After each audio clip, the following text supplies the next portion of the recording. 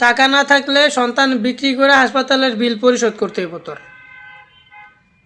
সিজারে বাচ্চা হয়েছিল, দম্পতি হাসপাতালে গেছিল ডেলিভারি করাইতে।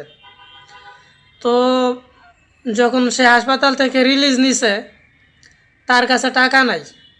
ডাক্তারে বলার পরে হাসপাতাল কর্তৃপক্ষ বলছে টাকা না থাকলে সন্তান বিক্রি করে হাসপাতালের বিল পরিশোধ করবে।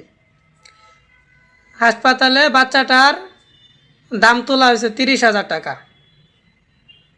ডাক্তার বলছে 20,000 টাকা হাসপাতালের বিল দিয়া 10,000 টাকা নিয়ে যা, সুপারি খাইস। আসলে আমরা ডাক্তার মানুষ, আল্লাহর পরে সবচেয়ে বেশি বিশ্বাস করে ডাক্তারের কথা। আর সে ডাক্তাররা যদি মানুষরূপীয় মানুষ হয়, তাহলে আসলে তাদেরকে বলার আর কিছু থাকে না। তারা শিক্ষিত হয়েও বড় অসভ্য। হ্যাঁ, আপনি স্ক্রিনে আপনার ওই ফুটেজটা দিয়ে রাখুন, নীলফামারীতে কোন কমিউনিটি ক্লিনিকে হয়েছে এই ঘটনাটা। আর আপনারা অবশ্যই, আমি আসলে খারাপ ভাষা বললাম না, কিছু খারাপ ভাষা বললে তো অনেক কিছু বলা যাইতো। আপনারা অবশ্যই কমেন্টে কিছু বলে যাবেন, আপনাদের উপর দায়িত্বটা থাকলো। আর যদি আমার ফেসবুক পেজে দেখা থাকেন তাহলে অবশ্যই আমার পেজটা ফলো দিয়ে রাখবেন। আর যদি আমার ইউটিউব চ্যানেলে দেখা থাকেন তাহলে অবশ্যই আমার ইউটিউব চ্যানেলে সাবস্ক্রাইব করে দিবেন।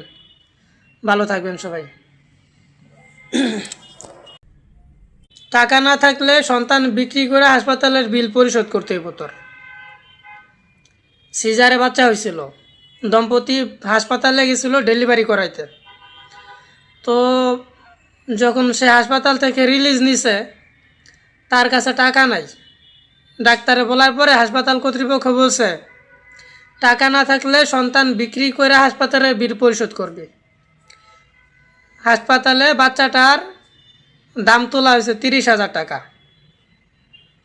ডাক্তার বলছে 20,000 টাকা হাসপাতালের বিল দিয়া 10,000 টাকা নিয়ে যা, সুপারি খাইস।